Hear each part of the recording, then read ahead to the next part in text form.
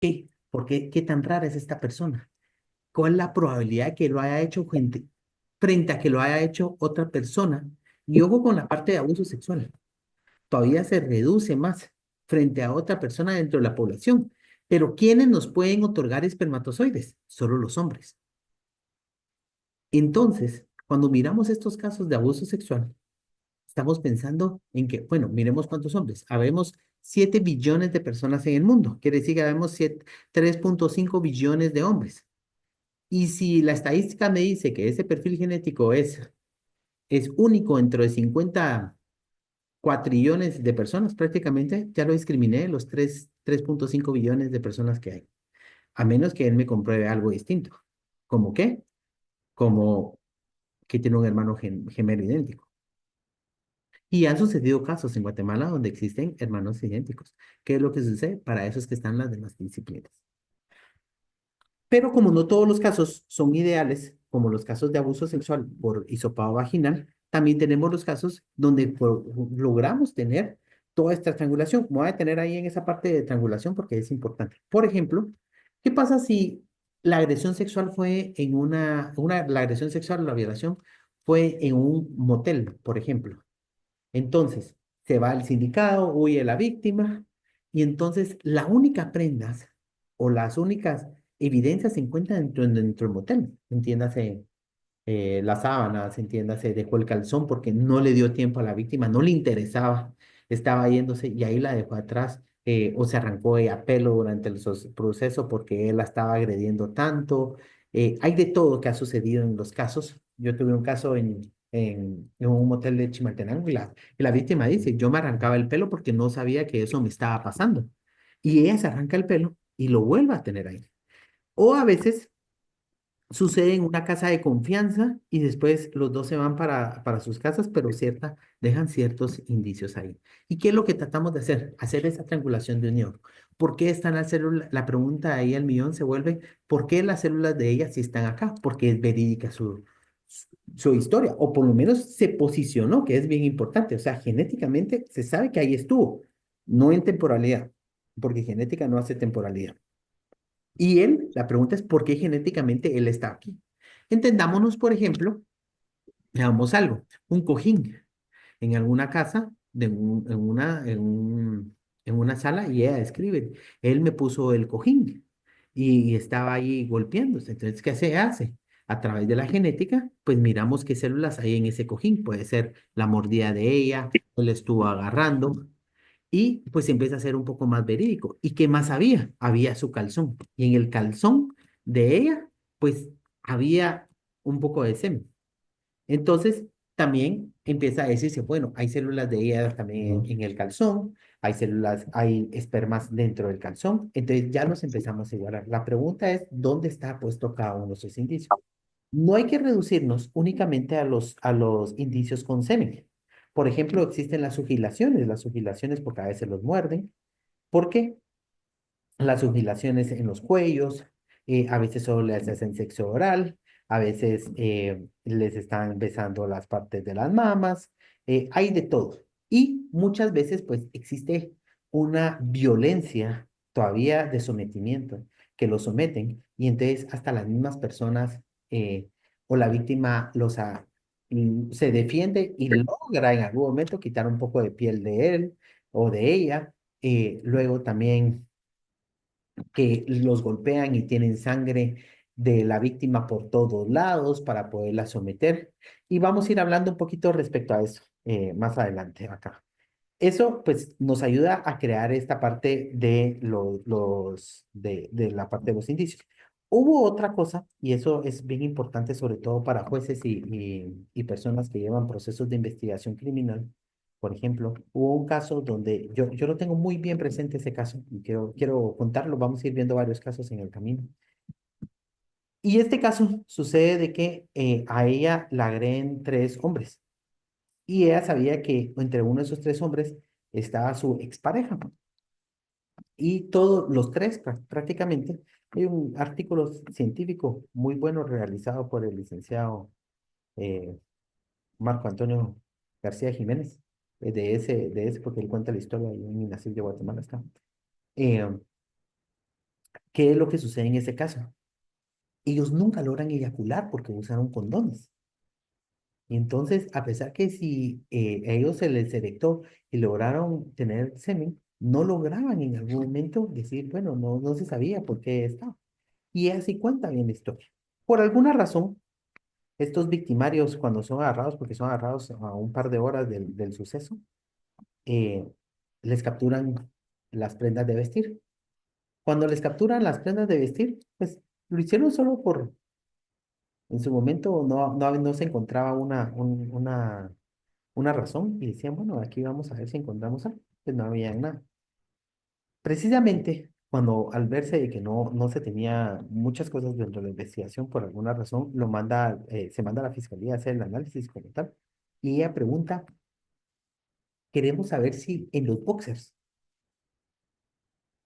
eh, porque la víctima dice, se abrieron el botón, el otro se lo bajó y que los dos se habían abierto el botón, o sea, no se habían bajado nunca el boxer y el otro que sí se bajó el boxer, digamos, ¿verdad? Para poderla violar. Entonces, la pregunta era, si en la ropa interior que estaba mencionada, igual que en el pantalón, según la historia, se encontraban células que fueran de la víctima.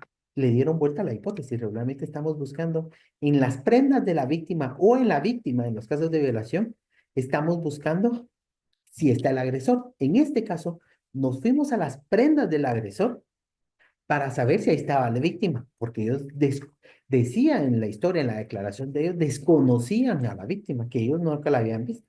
La pregunta del millón era, ¿por qué había células epiteliales y parte de unas pequeñas gotitas como de laceraciones de sangre, muy chiquitas, en las prendas interiores de ellos tres? Y eso era porque ellos habían estado en el acto.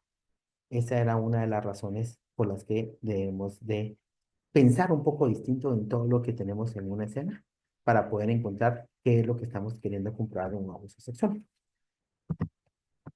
Por eso es que en las escenas de crimen nunca debemos de saber, por ejemplo, hay veces de que recolocamos colillas de cigarro, a veces que la persona es agredida o es lastimado el agresor y logramos identificar unas muestras de sangre. Aquí las dos fotografías de arriba son elementos pilosos vistos en un microscopio y entonces podemos ir viendo específicamente qué es lo que regularmente ellos dejan, porque las víctimas los tratan de agarrar y controlar de alguna manera y botan esa parte. Tenemos la parte de los hisopados con sangre que miramos en el centro y esos también se tratan de defender. O a veces, como es en la casa del síndicado, donde él se encuentra en confort, en control y todo eso, pues la lastiman tanto que la pregunta es por qué hay sangre de la víctima acá. Hay veces de que regular y muchas veces funciona así en muchos lugares, pues están tomándose o están en un barcito o algo así, o están en una casa y por lo mismo el alcohol, o no sé, no, desconozco esa parte, se ponen eufóricos, ¿verdad? Y entonces ya cometen alguna de esas. Y como han estado compartiendo antes de agredir a sus víctimas, pues fuman o lo hacen después de hacer la agresión, pues fuman y ¿cómo se llama? Y dejan ahí sus colillas. Lo mismo con la botella, regularmente pues se toman una botella. Hay veces incluso pues ahí tenemos un cuchillo que es como que los logran someter para que sea un poco más tranquilo. Y aquí venimos un poquito em, a estos puntos que aquí se los traía. Es que nosotros debemos de entender específicamente cómo funciona el proceso de un violador, perdón, ahí por la falta de ortografía de la redacción como tal. Entonces, ¿qué es lo que estamos tratando de entender ahí? Y para poder regresar a lo anterior, es que cuando tenemos un abuso sexual, tenemos que entender que un violador va a tener tres procesos. Y eso es sobre todo para la parte femenina, masculina. Recuérdense que también hay violadores femeninos, existen estos como tal. Pero lo que tenemos en nuestra comunidad regularmente son agresores sexuales de sexo masculino. Y acá tenemos que entender que ellos tienen que pasar por tres fases. Una es la parte de la erección, la otra parte es la eyaculación y la preeyaculación y la otra es la eyaculación. Todos los hombres que estamos aquí ahorita tienen que comprenden muy bien estas partes. Y la primera, la erección, es cuando nosotros hacemos que el pene se llene de sangre. Y eso quiere decir que vamos a invertir alrededor de medio litro de sangre aproximadamente. Por eso regularmente los hombres, cuando están teniendo relaciones sexuales, están muy cómodos, sobre todo, cuando no están trabajando, ¿verdad? ¿Por qué? Porque prácticamente están sin, pueden llevar mucha sangre para la parte sexual, ¿verdad? Para el aparato reproductor masculino. Y al llevar mucha sangre, lo que hace, pues, cuando, como todo, cuando se nos pone rojo, es que se pone bastante caliente. ¿Qué es lo que logra hacer? Pues logra tener esa parte muy caliente y muy dura. ¿Cómo logra llegar esa sangre y contenerse ahí? Y es que en ese momento lo que estamos tratando de hacer es, estamos relajados. Las personas están relajadas y son vasodilatadores completamente, ¿verdad? Están vasodilatadores.